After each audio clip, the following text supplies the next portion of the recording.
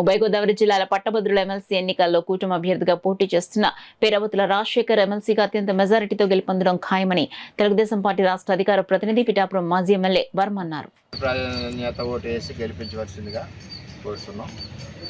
ఎందుకంటే ఈ ప్రభుత్వంలో గ్రాడ్యుయేట్స్ కానీ డిగ్రీ హోల్డర్స్ కానీ అన్ని రకాలుగా పీజీలు చేసిన వారు కానీ వీళ్ళందరికీ కూడా వాళ్ళ అవకాశాలు కల్పించే విధంగా ప్రభుత్వం పనిచేస్తుంది.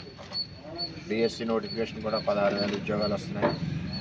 6,33,000తో కంపెనీలు కొత్తగా ప్రారంభమవుతున్నాయి.